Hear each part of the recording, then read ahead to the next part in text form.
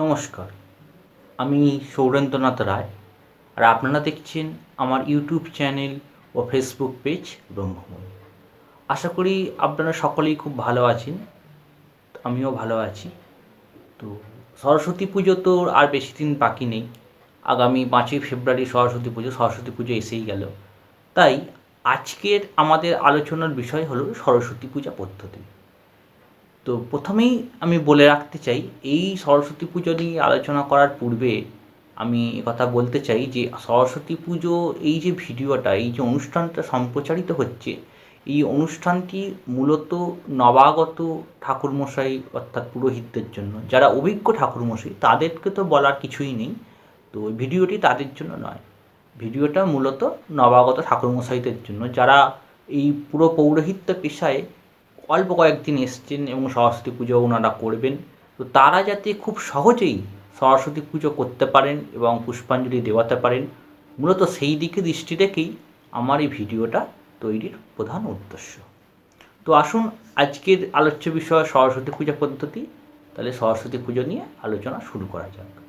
প্রথমেই আমরা একটু মঙ্গলাচরণ করে নিই, মায়ের উদ্দেশ্যে একটু প্রণাম করে নিই। ওং সর্বমঙ্গলমঙ্গলে শিবে সর্বার্থ সাধিকে শরণ্যত্র্যম্বকে গৌরী নারায়ণী নমস্তুতে। সরস্বতী মা হোক, দুর্গা মা হোক, কালী মা হোক, যে কোনো মাকেই আমরা এই মন্ত্র বলে প্রণাম করতেই পারি। তো আমি সরস্বতী প্রণাম মন্ত্র না বলে এই মায়ের মন্ত্র বলি, মাকে প্রণাম করলাম। আসুন তাহলে আলোচনা শুরু করা যাক। আচ্ছা, এই সরস্বতী পুজো সাধারণত আপনার মাঘ মাসের শুক্লপক্ষের পঞ্চমী তিথিতে সরস্বতী পুজো হয়ে থাকে। প্রাতঃকালে আমরা সবাই ছোটোবেলায় যখন পুষ্পাঞ্জলি দিতে যেতাম, তো সাধারণত চান টান করে ফ্রেশ হয়ে সবাই মায়ের কাছে পুষ্পাঞ্জলি দিতে যেতাম। এবং এই দিনেতে সরস্বতী পূজার সঙ্গে হাতে খড়িও হয়ে থাকে, অর্থাৎ বিদ্যারম্ভ হয়ে থাকে। এখানে একটা কনফিউশন তৈরি হয়। তো অনেকে মনে করেন যে হাতেখড়ি দেওয়ার বোধহয় একমাত্র সময় হলো সরস্বতী পুজো। সরস্বতী পুজো ছাড়া হয়তো হাতেখড়ি দেওয়া যায় না, কিন্তু ব্যাপারটা ঠিক সেরকম নয়। তো আমি নিজেও আগে এটাই ভাবতাম। তো পরবর্তীকালে জানতে পারলাম যে সরস্বতী পুজো অবশ্যই হাতেখড়ি দেওয়ার একটা অতি উত্তম সময়, কিন্তু তাছাড়াও পাঁজিতে বা ক্যালেন্ডারে দেখবেন বিদ্যারম্ভ বলে একটি ডেটের উল্লেখ থাকে। যেমন ধান রোপণ, বিবাহ, উপনয়ন এইসবের যেমন ডেট থাকে, তেমন বিদ্যারম্ভ বলে একটি নির্দিষ্ট ডেট থাকে। ওই ডেটেতে সাধারণত বিদ্যারম্ভ অর্থাৎ পড়াশোনা করার যে সূচনা, যাকে আমরা হাতেখড়ি বলে থাকি, সেটি কিন্তু করা যেতেই পারে। তো সাধারণত বিদ্যারম্ভে আলাদা করে বিদ্যারম্ভ করা বা হাতেখড়ি দেওয়া এটা সচরাচর দেখা যায় না। সবাই সরস্বতী পুজোর দিন মায়ের কাছেই হাতেখড়ি দিয়ে দেয়। অর্থাৎ আমার বলার উদ্দেশ্য এই যে আপনারা যদি কেউ হাতেখড়ি দিতে চায়, আপনাদের বাড়ির ছোট ছোট ছেলে মেয়েরা, তারা সরস্বতী পুজোর দিনকেও হাতেখড়ি দিতে পারে, অথবা বিদ্যারম্ভের যে ডেট আছে সেই ডেটেতেও তারা হাতেখড়ি দিয়ে ঠাকুরের কাছে বিদ্যা আরম্ভ অর্থাৎ পড়াশোনার জীবন শুরু করতে পারে। এবার আমরা পুজোর ক্ষেত্রে আসি। পুজো করতে গেলে, সরস্বতী মায়ের পুজো করতে গেলে আমরা কি কি করব এবং কী কী করব না।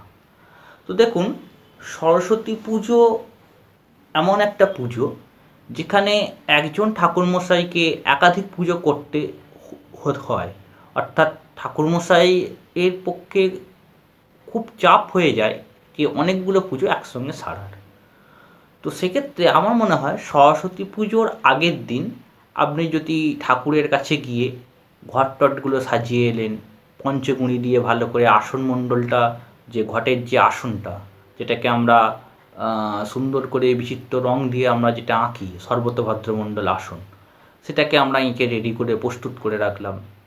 তারপর ধরুন মায়ের হাতেতে অর্ঘ্যগুলো বেঁধে রাখলাম, ঘটের অর্ঘ্যগুলো বেঁধে দিলাম হাঁসের গলায়, ঠাকুরের বাঁ হাতে সেগুলো সব তৈরি করে রাখলাম, অর্ঘ্য দিয়ে রেডি করে রাখলাম। তীরকাঠিগুলো বসিয়ে দিয়ে এলাম।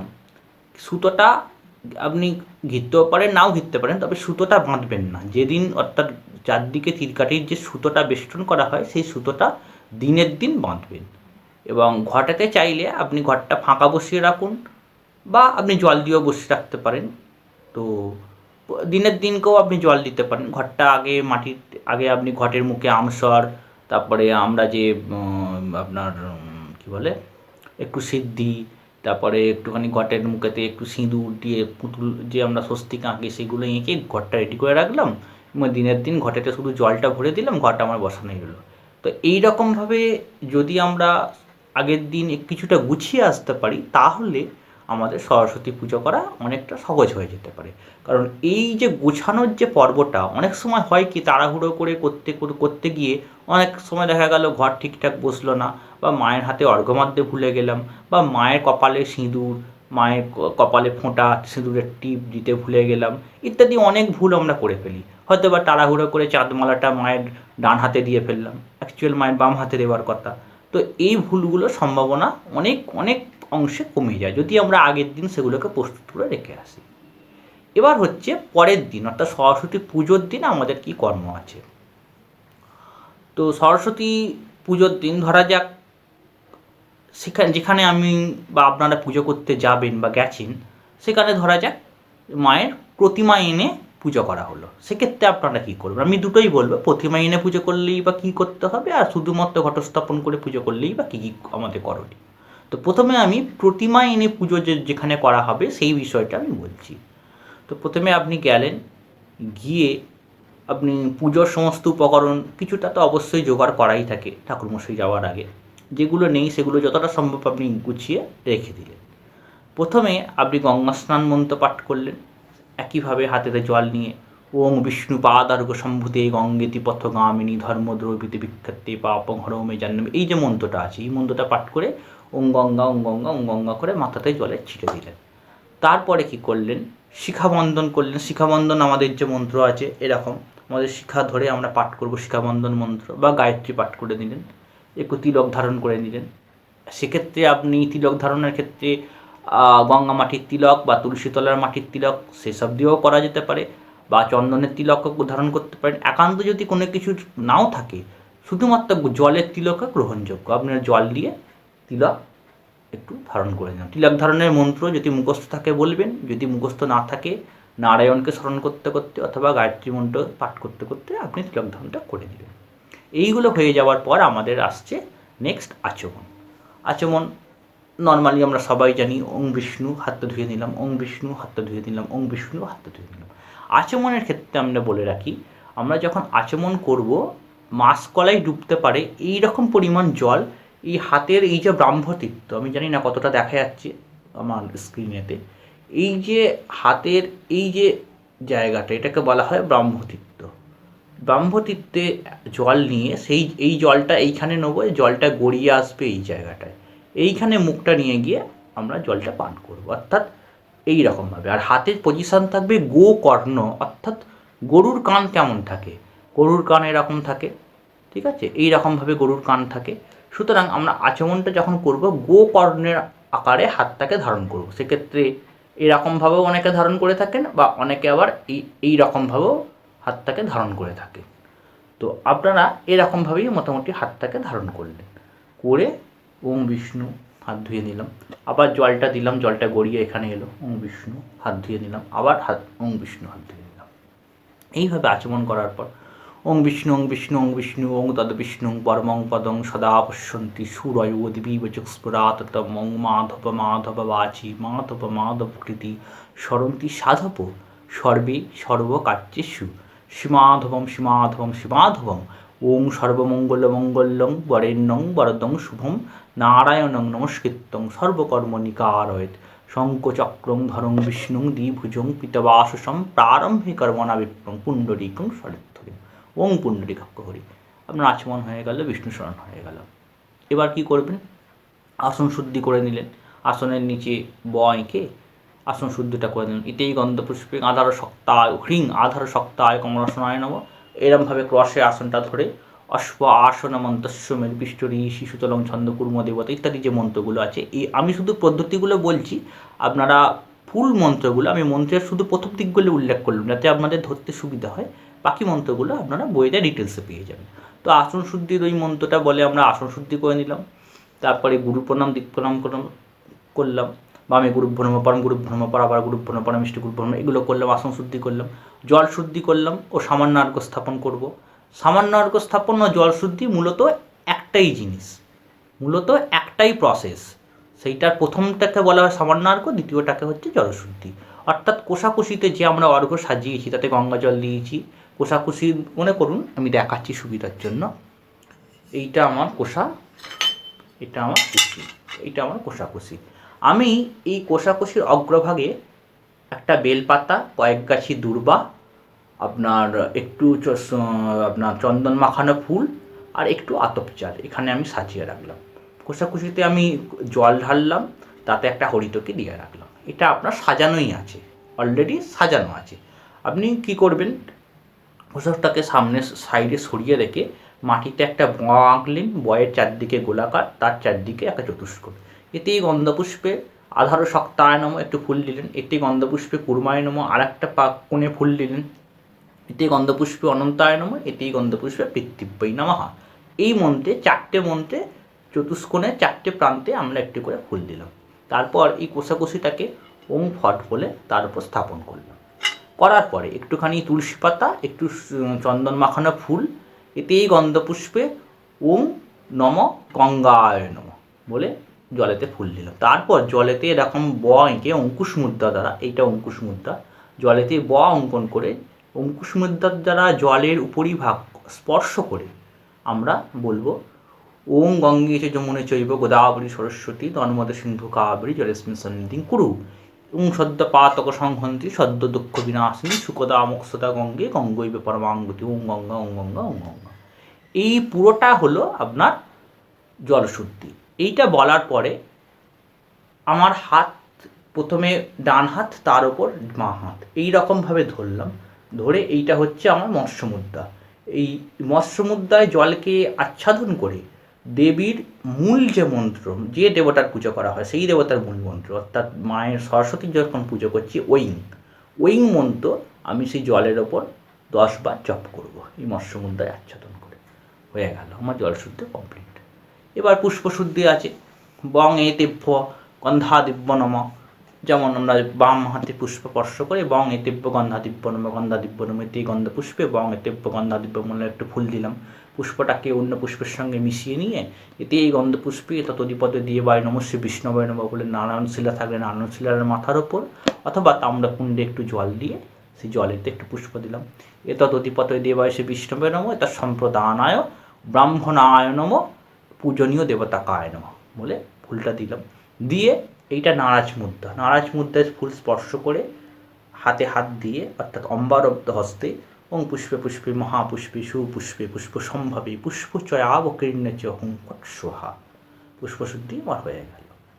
মোটামুটি এই চ্যাপ্টারগুলো আমার কমপ্লিট হয়ে গেল। এবার আমি কি করব, নারায়ণকে একটু গন্ধপুষ্প প্রদান করে দেবো। এই গন্ধপুষ্প প্রদান করার আগে কি করবেন, এটা অনেকে নারায়ণ স্নানের পরে গন্ধপুষ্প প্রদান করেন, অনেকে নারায়ণ স্নানের আগে গন্ধপুষ্প প্রদান করে থাকেন। তো আমার মনে হয় নারায়ণকে স্নান টান করিয়ে তারপরে গন্ধপুষ্প প্রদান করাটাই মনে হয় অধিকাংশ ভালো হবে। তো প্রথমেই আগে এই পর্যন্ত করার পরে আপনি কি করবেন, গায়ত্রী মন্ত্র পাঠ করে নিলাম। আমাদের যে গায়ত্রী আছে বৈদিক গায়ত্রী, আমরা গায়ত্রী মন্ত্র জপ করে দিলাম 108 বার বা 110 বার জপ করলাম। তারপরে নারায়ণকে একটা তাম্রকুণ্ডতে রাখলাম, রেখে নারায়ণকে আমরা স্নান করিয়ে নিলাম। সেক্ষেত্রে যদি আপনারা মনে করেন যে পঞ্চামৃত দিয়ে স্নান করাবেন, তাহলে গায়ত্রী মন্ত্র পাঠ করার পরে পঞ্চামৃত শোধন করে নেবেন। পঞ্চামৃত শোধনের সমস্ত মন্ত্র বইতে দেওয়া আছে, সেই সমস্ত মন্ত্র বলে আপনার আগে থেকে শোধন করে নেবেন। আর যদি পঞ্চামৃতের কোনো ব্যবস্থা না থাকে, শুধু গঙ্গা জলেই নারায়ণকে স্নান করাতে হয়, তাহলে শোধনের কোনো ব্যাপার আসছে না। আপনার নারায়ণকে নিয়ে আপনি আপনার তাম্রকুণ্ডে রেখে ওং সহস্র শিষ্যাং পুরুষানম সহস্রাক্ষ স্বভূমিং সর্বত বিদ্যৎ আত্মতিষ্ঠৎ দশাঙ্গুলম এসো স্নানিয়ং গঙ্গদকং নারায়ণায় নমস্য বিষ্ণবে নমঃ বলে এরকমভাবে 3 বার নারায়ণের মাথায় গঙ্গা জল দিয়ে স্নান করিয়ে একটা পরিষ্কার কাপড় দিয়ে নারায়ণকে মোছালেন। তারপর নারায়ণ শিলাকে হাতে ধরে সচন্দন তুলসীপত্র আপনি নারায়ণকে মাথাতে দিলেন। তুলসীপত্র কীভাবে দিতে হবে, এটা আমি যখন গঙ্গা স্নান কীভাবে করতে হবে সেই যে গত যে ভিডিওটা বানিয়েছিলাম, সেই ভিডিওতে তুলসী পাতা দেওয়া, নারায়ণকে তুলসী দেওয়ার জন্য একটা আলাদা ভিডিও আমার আছে, আপনি আমার চ্যানেলে দেখতে পারেন। সেখানে ডিটেলস আমি তুলসী পাতা দেওয়া নিয়ে আলোচনা করেছি। তো নারায়ণকে তুলসী পাতা দিয়ে দিলেন, একটুখানি সচন্দন পুষ্প দিলেন, এসো সচন্দন গন্ধ পুষ্প নমঃশিখরি নারায়ণস্য বিষ্ণবে নমঃ তৎপুষ্পম নারায়ণস্য বিষ্ণবে নমঃ বলে মা বাবার মাথায় দিয়ে বাবাকে প্রণাম করলেন, নম ব্রহ্মণ্য দেবায় এই মন্ত্র বলে বাবা প্রণাম করলেন। এইবার আপনি কি করলেন, আপনি নারায়ণাদির অর্চনা করবেন। এতেই গন্ধপুষ্পে নারায়ণস্য বিষ্ণবে নমঃ বলে নারায়ণশিলার ওপর ফুল দিচ্ছেন। এতেই গন্ধপুষ্পে গণপত্যাদি পঞ্চদেবেভ্যো নমঃ, এতেই গন্ধপুষ্পে আদিত্যাদি নবগ্রহেভ্যো নমঃ, এতেই গন্ধপুষ্পে মৎস্যাদি দশাবতার গণেভ্যো নমঃ, এতেই গন্ধপুষ্পে ওং নমঃ শ্রীগুরবে নমঃ, এতেই গন্ধপুষ্পে গ্রাম্য দেবদেবী গণেভ্যো নমঃ, এতেই গন্ধপুষ্পে কুলদেবদেবী গণেভ্যো নমঃ, এতেই গন্ধপুষ্পে পুস্তকেভ্যো নমঃ, এতেই গন্ধপুষ্পে ব্রাহ্মণায় নমঃ, এতেই গন্ধপুষ্পে সর্বাভ্য দেবেভ্যো নমঃ, এতেই গন্ধপুষ্পে সর্বাভ্য দেবীভ্যো নমঃ বলে নারায়ণ শিলার ওপর পুষ্প দিল। তারপরে আবার একবার হাত জোর করে বলবেন, ওং সর্বমঙ্গল মঙ্গলং বরেণ্যং বরদং শুভম নারায়ণ নমস্কৃতং সর্বকর্মণি কারয়ত। এই যে মন্ত্রটা, এটা একবার হাত জোর করে বললেন, নারায়ণ স্মরণ হয়ে গেল। নেক্সট আপনি সূর্যার্ঘ দিয়ে দেবেন। আচ্ছা, এখানে একটি কথা বলে রাখা ভালো, আপনারা যখন পঞ্চগব্য যখন শোধন করবেন তখন ওই প্রথমবার গায়ত্রী মন্ত্র পাঠ করলেন, গায়ত্রী মন্ত্র পাঠ টাঠ করার পরেই একবারে পঞ্চগব্যতা বা পঞ্চামৃত যেটা থাকবে একদম নির্দিষ্ট মন্ত্রে শোধন করে রেখে দেবেন, তাহলে কাজের সুবিধাটা অনেক ভালো হয়। তো আপনার এবারে নারায়ণকে স্নান টান করিয়ে গন্ধাদির অর্চনা হয়ে গেল। এরপর কুশিতে করে একটুখানি জল, তাতে গঙ্গা জল, তাতে একটু আতপ চাল, কয়েক গাছি দুর্ব, দুটো কি একটা তুলসী পাত্রে একটু সচন্দন, রক্তবর্ণের পুষ্প, লাল বর্ণের পুষ্প হলে খুব ভালো হয়, এবং লাল চন্দন হলেও খুব ভালো হয়। একটু নিয়ে ওং নমো বিবস্বতে ব্রহ্মণ ভাষ্যতে বিষ্ণু তেজস্বী জগৎসবিত্তে সুচয় সবিত্তে কর্মদায়িনে ইদমর্ঘম ওং নমঃ সূর্যায় নমঃ বলে সূর্যদেবকে প্রণাম করে সূর্যদেবের উদ্দেশ্যে অর্ঘ্য দিয়ে দিলেন। সূর্য প্রণাম করে নিলেন, জবা কুসুম শঙ্কাসন এই মন্ত্রে সূর্য প্রণাম করে নিলেন। সূর্য প্রণাম করে দেওয়ার পর যদি কারোর যদি গুরুমন্ত্র হয়ে থাকে তাহলে তিনি মনে মনে গুরুদেবের মন্ত্র 10 বার জপ করে নিলেন। করে নিয়ে হাতে একটু জল নিয়ে ওং গুজ্জাহাতে গুজ্জ গোপত্তিতং ধ্যানাস্মৎকৃতং জপং সিদ্ধিমে ভবতু দেব তৎপ্রসাদনে সুরেশ্বর ওং যদক্ষরং পরিভ্রষ্টং মাত্রাহীন যদ্ভবেৎ পুণ্যং ভবতু তৎসর্বং তৎপ্রসাদনে সুরেশ্বর এই মন্ত্র বলে একটুখানি মন্ত্রে জপ বিসর্জন করে দিলেন। এই পর্যন্ত আপনার বেসিক জিনিস হলো। এই পর্যন্ত হয়ে যাবার পরে সূর্যার্ঘের পর হবে ষষ্ঠী বাচন। ষষ্ঠী বাচনে আপনারা কুশিতে একটু করে আতপ চাল হাতে নিয়ে এরকমভাবে বাঁ হাতে চাপা দিয়ে বলবেন, ওং কর্তব্যস্মিন গণপত্যাদি নানা দেবতা পুজো পূর্বকং সরস্বতী পুজো কর্মণি ওং পুণ্যাহং ভবন্তু ভবন্তু পুণ্যাহং ভবন্তু ভবন্তু পুণ্যাহং ভবন্তু ভবন্তু ওং পুণ্যাহং পুণ্যাহং পুণ্যাহং। তারপর আবার বলবেন, ওং কর্তব্যস্মিন গণপত্যাদি নানা দেবতা পুজো পূর্বকং সরস্বতী পুজো কর্মণি ওং স্বস্তিন ভবন্তু ভবন্তু স্বস্তিন ভবন্তু ভবন্তু স্বস্তিন ভবন্তু ভবন্তু ওং স্বস্তিন ওং স্বস্তি ওং স্বস্তি ওং কর্তব্যস্মিন গণপত্যাদি নানা দেবতা পূজা পূর্বকং সরস্বতী পুজো কর্মণি ওং ঋদ্ধিং ভবন্তু ভবন্তু ওং ঋদ্ধিং ভবন্তু ভবন্তু ওং ঋদ্ধিং ভবন্তু ভবন্তু ওং ঋদ্ধতম ঋদ্ধতম ঋদ্ধতম ওং স্বস্তিন ইন্দ্রবিদ্যস্বাহা স্বস্তিন পূখা বিশ্ব বেদাহ। এই মন্ত্রটা বলতে বলতে আতপ চালগুলো চারদিকে ছড়াবেন বা ঘটেতেও দিয়ে দিতে পারেন।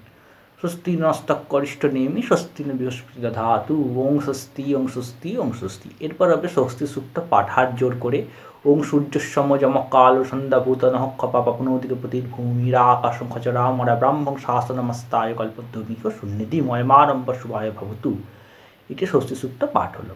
আচ্ছা, এরপর আসছে সংকল্প। হাতেতে কুশিতে করে একটুখানি গঙ্গা জল, একটু তুলসী পাতা, একটু হর্তুকি, একটু গন্ধ পুষ্প, একটু দূর্বা নিয়ে একটু আতপ চাল, একটুখানি কালো তিল নিয়ে এরকম হাত চাপা দিয়ে পূর্ব দিকে মুখ করে বা উত্তর দিকে মুখ করে আপনারা বলবেন, বিষ্ণুরম তস্যদ অদ্য অদ্য মাঘ মাসি শুক্লপক্ষে পঞ্চম্যান্তীথ। আপনার প্রথমে গোত্র, ঠাকুরমশাইয়ের গোত্র, ঠাকুরমশাইয়ের নাম অমুক গোত্র অমুক দেব শর্মণ, তারপরে যজমানের গোত্র অমুক গোত্রস্য বা দাসস্য অমুক দেব শর্মণ বা দাসস্য, যজমানের নাম গোত্র, তারপর হলো সপরিবার মঙ্গলাত্মং প্রভূত বিদ্যা লাভ কাম অহং গণপত্যাদি নানা দেবতা পুজো পূর্বকং সরস্বতী পুজো কর্মহং করিষ্যামি বা শ্রী শ্রী সরস্বতী প্রীতিকাম অহং গণপত্যাদি নানা দেবতা পুজো পূর্বকং সরস্বতী পুজো কর্মহং করিষ্যামি বলে ওই কুশির জলটা ঈশান কোণে একটুখানি ফেললেন, ফেলে তাম্রতাটে ওটাকে উপর করে দেবেন। হাতে কিছুটা আতপ চাল নিয়ে ওং যজ্জাগ্গত দূরমদিত দৈবং তদুসুপ্তু তথৈবৈতি দুরঙ্গমং জ্যোতি সাংজ্যোতিরেকং তন্মে মনুষ্যব সংকল্পমস্তু বলে আতপ চালু বলে কুশির ওপর দিয়ে দেবেন। তারপর হাত জোর করে বলবেন ওং সংকল্পিতার্থা সিদ্ধন্তু সিদ্ধ সন্তু মনোরথা সত্যনাম বুদ্ধিনাশায় মিত্রানা উদায় চ সংকল্পেতিস্মিন সিদ্ধিরস্তু ও অস্তু। তারপরে আপনি মূল পূজার দিকে ঢুকছেন। এই পর্যন্ত হয়ে যাবার পরে আপনি কি করবেন, সমস্ত ন্যাসগুলো এবার এক এক করে নেবেন। এখানে ন্যাস বলতে আপনি আগে আপনি এরপরে এটা করে নিলেন, ভূত শুদ্ধিটা করে নিলেন। এরপরে রং রং রং রং করে চারদিকে জল ছিটে দিয়ে ওং মূল সিংহাটা আসছিল জীব শিবং পরম শিব জমিশ্বর এগুলো করে নিলেন, ভূত শুদ্ধি করে নিলেন। তারপরে বিঘ্ন অপসারণ করে নিলেন। মাসভক্ত বলি বইতে দেওয়াই আছে, মাসভক্ত বলি বিঘ্ন অপসারণ করে দিলেন।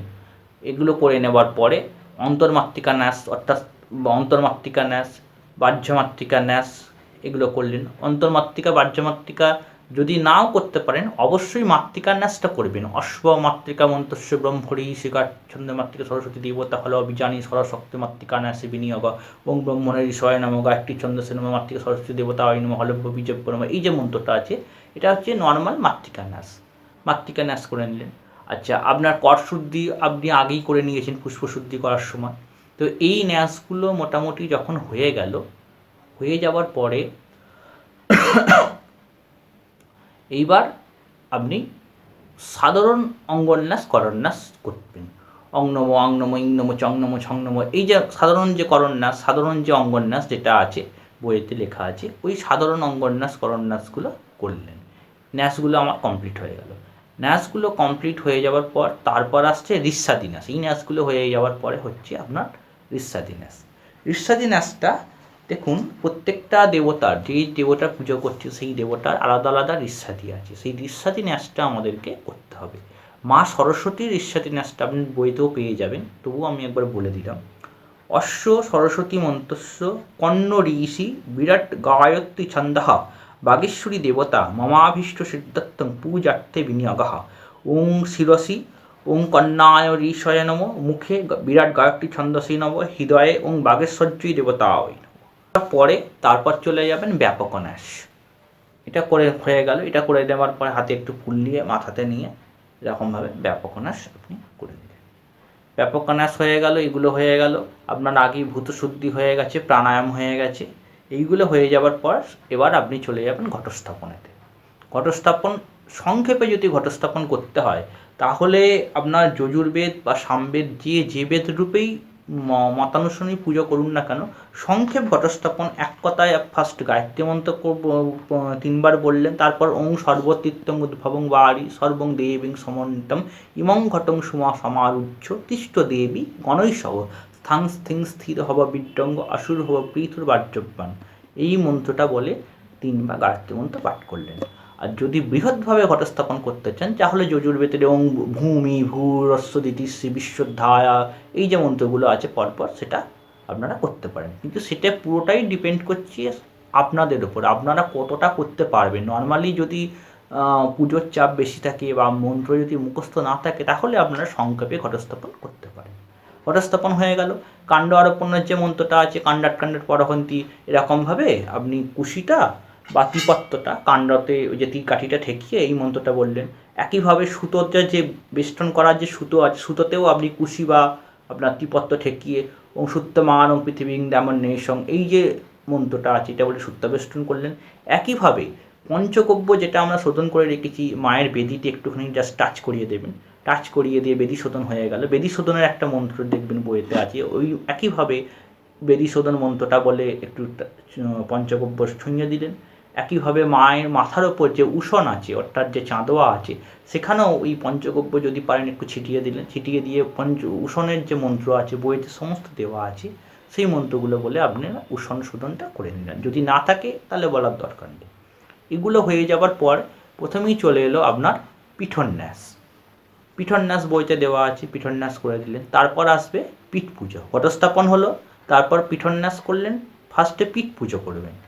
পিঠ পুজো আদা সক্তায়নম কুর্মায়নম এরমভাবে বইতে দেওয়া আছে পিঠ পুজো। পিঠ পুজো করে নিলেন। পিঠ পুজো করে নেওয়ার পর নেক্সট করবেন দ্বার পুজো। দ্বার দেবতাকে ফার্স্টে আহ্বান করলেন। ইতি গন্ধপুষ্পং দ্বার দেবতা গণেভ্যো নমঃ ওং দ্বার দেবতা গণে ইহা গচ্ছত ইহা গচ্ছত ইহা তিষ্ঠত ইহা তিষ্ঠকে সন্নিধত্ত ইহা সন্নিরুদ্ধস্য অত্যাধিষ্ঠানং কুরুত মম পূজাং গৃহীত এইস গন্ধং দ্বার দেবতা গণেভ্যো নমঃ ইতি গন্ধ পুষ্পং দ্বার দেবতা গণেভ্যো নমঃ এইস প্রজ্বলিত ধূপং দীপং দ্বার দেবতা গণেভ্যো নমঃ এতৎ অক্ষত নৈবেদ্যং দ্বার দেবতা গণেভ্যো নমঃ। দ্বার পূজা করলেন। দ্বার পূজা হয়ে যাবার পর নেক্সট এলো গণপত্যাদি পঞ্চদেবতার পূজা। এইবার আপনি গণপত্যাদি যে পঞ্চদেবতা আছে সেই গণপত্যাদি পঞ্চদেবতাকে আপনি আলাদা আলাদা করে আবাহন করেও ঘটেতে পূজা করতে পারেন, বা একবারে বহু বচন প্রয়োগ করেও গণপত্যাদি পঞ্চদেবে ভো নমঃ এই মন্ত্র প্রয়োগ করেও আপনি গণপত্যাদি পঞ্চদেবতাকে পুজো করলেন। যদি নৈবেদ্য থাকে এড়িয়ে দিলেন, নইলে অক্ষত দিয়ে পুজো করলেন। প্রত্যেকে প্রণাম মন্ত্রে প্রণাম করলেন। তারপরে আসছে মা সরস্বতীর পূজা। মা সরস্বতীর ধ্যান প্রথমে, আচ্ছা এখানেতে সরস্বতী মায়ের ধ্যান করার আগে এখানে একটি জিনিস আমি স্কিপ করে গেছি, বলতে বলতে অতটা খেয়াল নেই। যদি আপনার কাছে মূর্তি যদি থাকে, যদি আমি তো বললাম প্রথমে মূর্তি নিয়ে বলছি, তো যখন আপনার কাছে মূর্তি আছে তখন ঘটস্থাপনের আগে ওই ন্যাস ট্যাসগুলো যেগুলো আছে সব করে নিলেন। ন্যাসগুলো করে নিয়েই মায়ের চক্ষুদান প্রাণ প্রতিষ্ঠার যে মন্ত্র আছে, মায়ের চক্ষুদান প্রাণ প্রতিষ্ঠা করে নেবেন। তারপরে ঘটস্থাপনার দিকে চলে যাবেন। তো চক্ষুদান করার ক্ষেত্রে বলে রাখি, স্ত্রী দেবতার যে সমস্ত ঠাকুরের অর্থাৎ স্ত্রী দেবতার 3টে চোখ আছে, তার প্রথমে হবে ঊর্ধ্বনয়নের চক্ষুদান, তারপর হবে বাম নেত্র চক্ষুদান, তারপর হবে ডান নেত্র চক্ষুদান। যেহেতু মা সরস্বতীর 2টি চক্ষু, সেক্ষেত্রে মায়ের আগে বাম নেত্রে চক্ষুদান হবে, তারপর ডান নেত্রে হবে। চক্ষুদানের মন্ত্র বইতে দেওয়া আছে, আপনারা সেটা নিয়ে চিন্তার কোনো কারণ নেই, সমস্ত বইতেই আপনারা পেয়ে যাবেন। সেই চক্ষুদানের মন্ত্রে আপনারা চক্ষুদান করতে পারেন। কিন্তু যারা নবাগত পুরোহিত, মন্ত্র মুখস্থ নেই বা বলতে অসুবিধা হচ্ছে, সেক্ষেত্রে গায়ত্রী মন্ত্র পাঠ করে চক্ষুদান করা যেতে পারে। তবে আমি বলছি না যে শুধুমাত্র গায়ত্রী মন্ত্র পাঠ করেই সর্বক্ষেত্রে চক্ষুদান করবেন, তাহলে বইয়ের মন্ত্রগুলো দেওয়ার কোনো আবশ্যকতাই থাকে না। অবশ্যই বইয়ের মন্ত্রগুলোই বলতে হবে, কিন্তু নবাগতদের সুবিধার জন্য যারা একান্ত পক্ষে অশক্ত, বলতে পারছেন না বা মুখস্থ নেই, সেক্ষেত্রে গায়ত্রী মন্ত্র জপ করে আপনারা কাজটা চালিয়ে নিতে পারেন। কারণ বলা হয় গায়ত্রী সর্বমন্ত্রের রাজ, ঠিক আছে? সেই জন্য এইটা আপনারা করতে পারেন। তো চক্ষুদান হয়ে গেল। প্রাণ প্রতিষ্ঠা, মায়ের একটুখানি পুষ্প নিয়ে এটাকে লেনিহান মুদ্রায় মায়ের বুকেতে ধরে মায়ের বীজ মন্ত্র আপনি 108 বার জপ করলেন। মায়ের মস্তকেতে হাতটা দিয়ে মায়ের বীজ মন্ত্র 108 বার জপ করলেন আর গায়ত্রী জপ করলেন। এক্ষেত্রে প্রাণ প্রতিষ্ঠারও আলাদা আলাদা মন্ত্র আছে বইয়ে, পারলে সেটা যদি বলতে পারেন অতি উত্তম, খুব ভালো হয় সেটা বলতে পারলে। তো এরমভাবে চক্ষুদান প্রাণ প্রতিষ্ঠা করে নিলেন। করে নেবার পর তো ঘটস্থাপন হলো বা এই সমস্ত পুজোগুলো হলো। হয়ে যাবার পরে এবার মা সরস্বতীকে আবাহন করবেন। প্রথমে মাকে মানস প্রচারে পুজো করতে হবে। একটুখানি ফুল, বেলপাতা ইত্যাদি নিয়ে বাঁ হাতে এরকমভাবে কূর্ম মুদ্রায় বুকের কাছে ধরে মা সরস্বতীর ওং তরুণ সকলবিন্দ বিভ্রতি, এই যে মায়ের ধ্যান আছে, এই ধ্যানটা পাঠ করে প্রথমে নিজের মস্তকে ফুল দিয়ে মাকে চিন্তা করতে হবে, মা যেন আমার মস্তকে বিরাজমান, মায়ের শ্রীচরণ যেন আমার মস্তকে আছে। এইভাবে মানস প্রচারে পুজো করলেন। মানস প্রচারে পুজো করা হয়ে গেল। তারপরে পুনরায় আমি এবার বিশেষার্ঘ স্থাপন করব।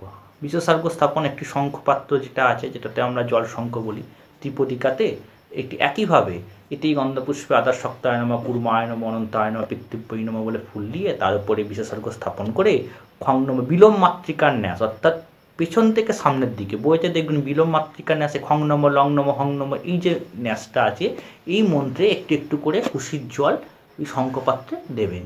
এরমভাবে শঙ্খপাত্রে দিয়ে শঙ্খপাত্রের কিছুটা ভর্তি হল।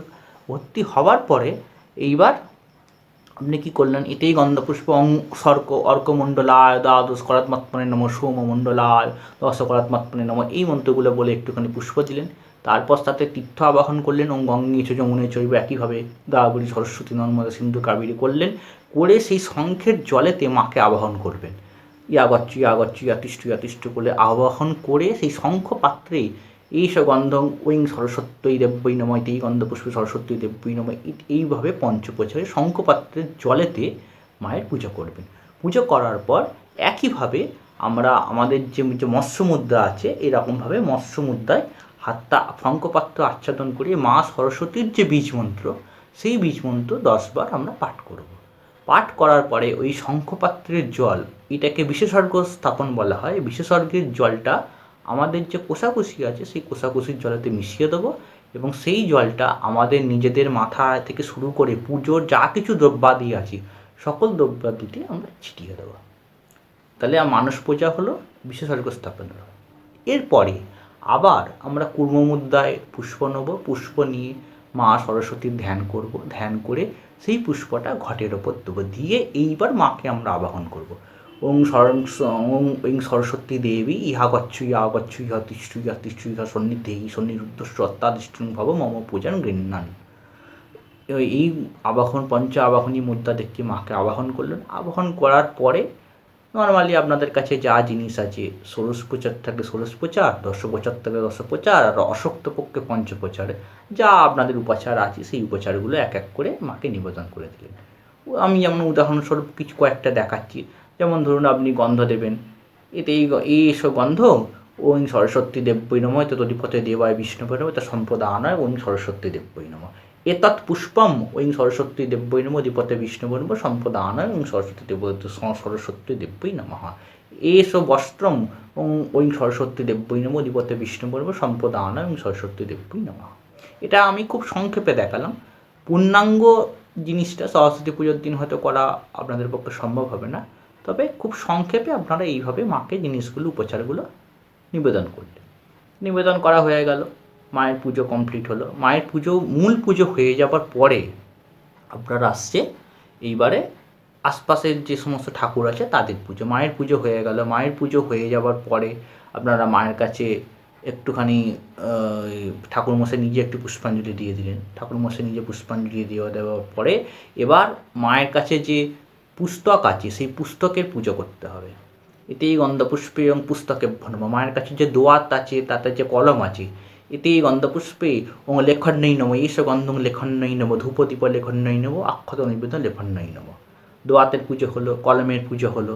এবার যে বাদ্যযন্ত্র আছে সেই বাদ্যযন্ত্রের পুজো করতে হবে।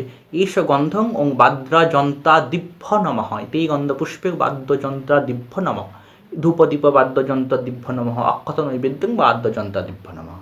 হয়ে গেল। তারপর আসছে হংসের পূজা। মায়ের বাহন হংস, হংসকে পূজা করতে হবে। এষ গন্ধং হংসায় নমঃ গন্ধপুষ্পে হংসায় নমঃ ধূপদীপ হংসায় নমঃ নৈবেদ্যং হংসায়। হয়ে গেল। হয়ে যাবার এরপরে মাকে একটু রাগ দ্রব্য নিবেদন করতে হয়, অর্থাৎ আবির, অভ্র, আবির ইত্যাদি মাকে একটু নিবেদন করতে হয়।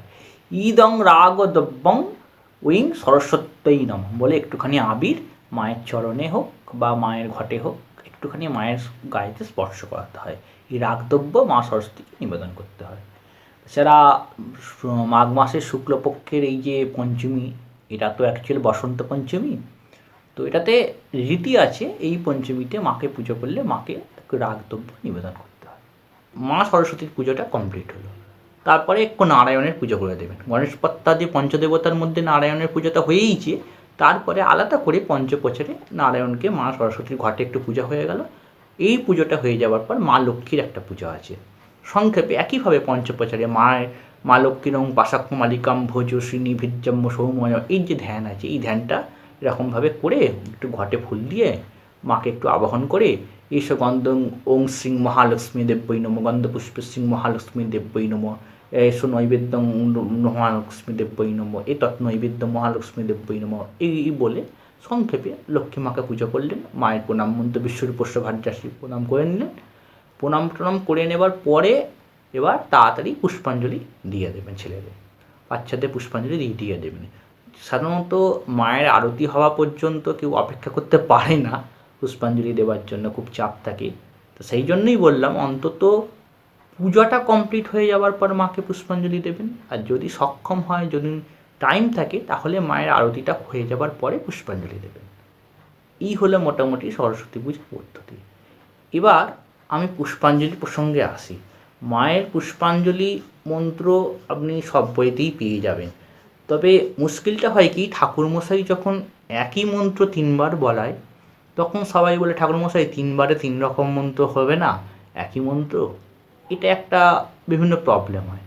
এবার ঠাকুরমশাই তো মন্ত্র রচনা করবেন না, বৈদিক যা মন্ত্র আছে যুগ যুগ ধরে পণ্ডিত মশাইরা যে মন্ত্র বলেই করে আসছেন সেই মন্ত্রটি মায়ের পুষ্পাঞ্জলি মন্ত্র হয়ে থাকে। এখন কি হয়, সেই মন্ত্রের সঙ্গে ঠাকুরের অন্যান্য মন্ত্র কিছু অ্যাডিশন করা হয়। পুষ্পাঞ্জলি মন্ত্রটা কিন্তু একই থাকে, তার সঙ্গে আরও কিছু বিশেষণ অর্থাৎ অ্যাডজেক্টিভ যোগ করে পুষ্পাঞ্জলি মন্ত্রটা শেষে যোগ করা হয়। তাহলে জিনিসটা অনেকটা বড় হলো, অনেকটা শ্রুতিমধুর হলো এবং বলতেও সুবিধা হলো, মনটাও ভালো লাগলো। তো সেই রকম কিছু পুষ্পাঞ্জলি মন্ত্র রয়েছে। আমি আপনাদেরকে সেরকম কিছু মন্ত্র বলে শোনাচ্ছি, আপনারা চাইলে এই মন্ত্রতে পুষ্পাঞ্জলি দেওয়াতে পারেন।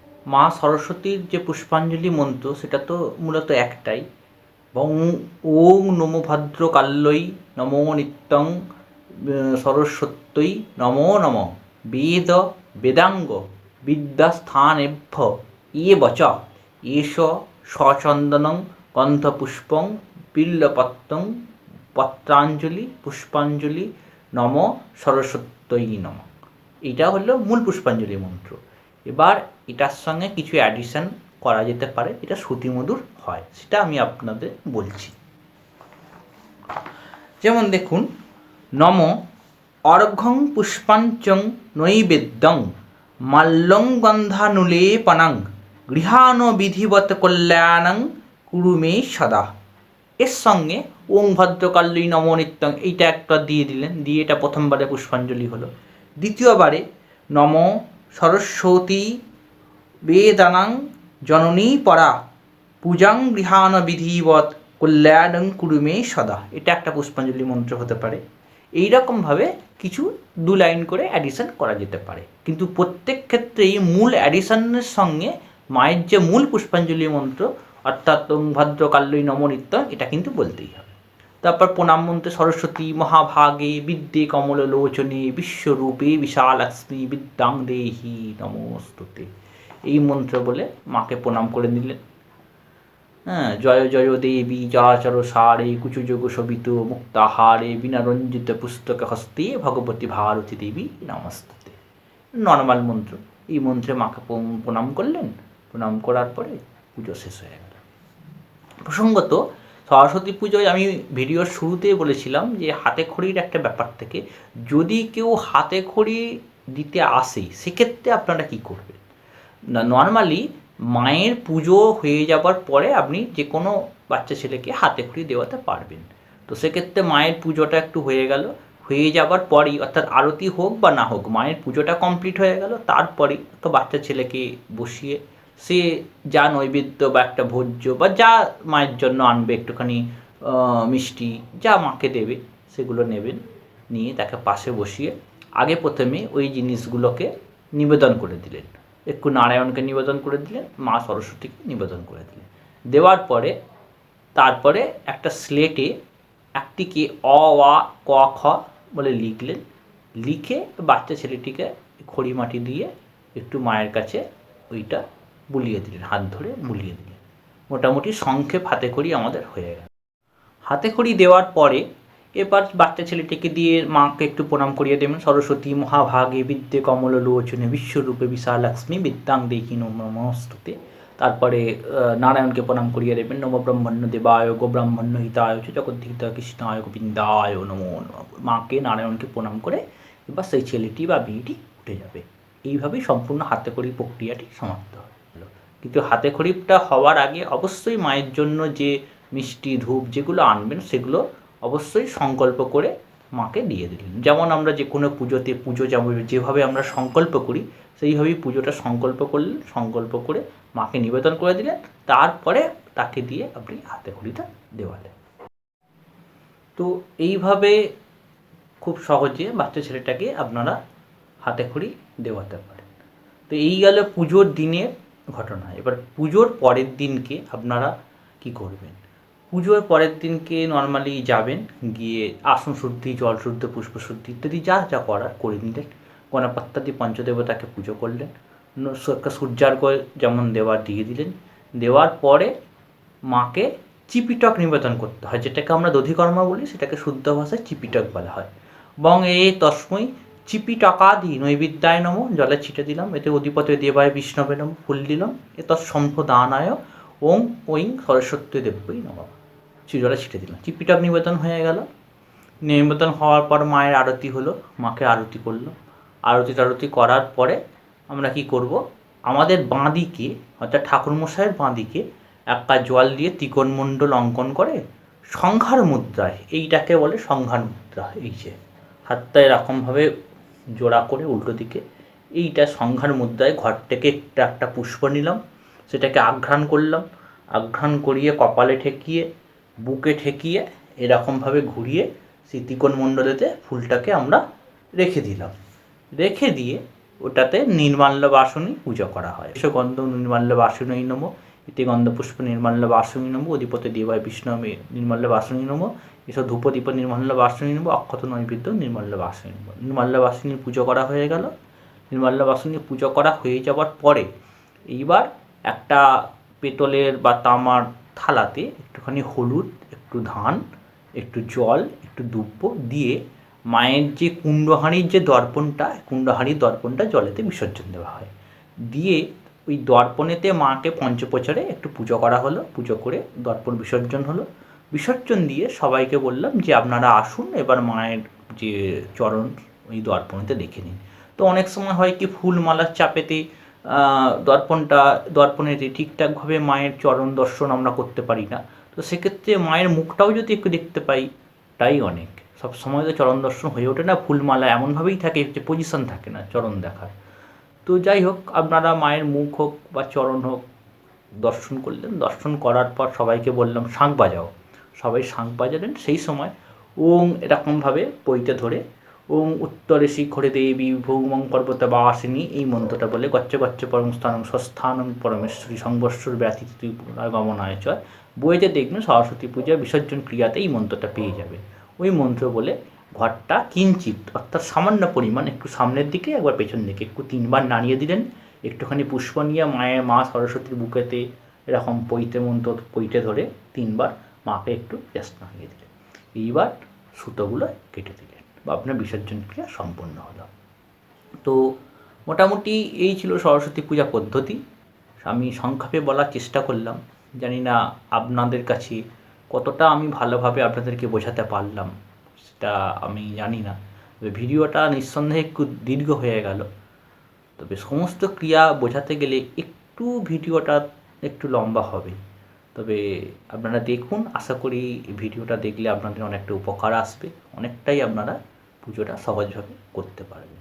তবে একটি কথা বলে রাখি, আমি যখন ন্যাসগুলোর কথা বলেছিলাম 4-5 রকমের ন্যাস, অত ন্যাস করতে পারেন আর না পারেন, কমপক্ষে মাতৃকা ন্যাসটা করবেন, ভূতশুদ্ধিটা করবেন, বিঘ্ন অপসারণ মাসভক্ত বলি এইটা অন্তত দেবেন। তারপর পিঠর ন্যাস, অন্তর্মাতৃকা, বাহ্যমাতৃকা এগুলো যদি নাও করতে পারেন, এমনকি রিস্বাতি ন্যাসও যদি নাও করতে পারেন, তাহলেও এই ন্যাসটা, এই 3টে জিনিস কিন্তু অবশ্যই করে নেবেন। এবং তার সঙ্গে অবশ্যই গণপত্যাদির পঞ্চদেবতার পুজো এগুলো করে নেবেন, নিয়ে না মা সরস্বতীকে পুজো করে দেবেন। আর যদি সবগুলো করতে পারেন তো খুব ভালো।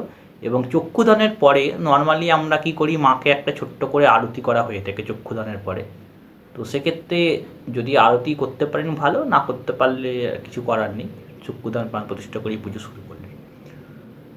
এগুলো হলো আপনার যেখানে ঠাকুর প্রতিমা এনে পুজো করা হবে তার পদ্ধতি। আর যেখানে ঘটে ঘটে পুজো করা হবে সেখানে পদ্ধতিটা একই, শুধুমাত্র চক্ষুদান নেই, প্রাণ প্রতিষ্ঠা নেই, শুধুমাত্র ঘটস্থাপন হবে। ঘটস্থাপন করে আপনি তীরকাঠি ঘিরতেও পারেন, অনেক জায়গায় তীরকাঠি ঘেরা হয় না। তো তীরকাঠি থাকলে তীরকাঠির যে ঘেরার যে মন্ত্রটা, কাণ্ডা তারোপণের যে মন্ত্র, সূত্রবেষ্টনের মন্ত্র পাঠ করবেন। যদি না তীরকাঠি বসানো হয়, শুধুমাত্র ঘটস্থাপন মন্ত্র পাঠ করে গণপত্যাদি পঞ্চদেবতার পুজো হবে। তারপরেই মা সরস্বতীকে মানস প্রচারে পূজা হয়ে গেল। বিশ্বসর্গ স্থাপন যদি সময় থাকে করবেন, না সময় থাকলে, না করতে পারলে কিছু করার নেই, করে তারপরে আপনি মা সরস্বতী পুজো করলেন। এইভাবে পুজো করলে আশা করি আপনারা সহজেই মা সরস্বতীর পুজো করতে পারবেন।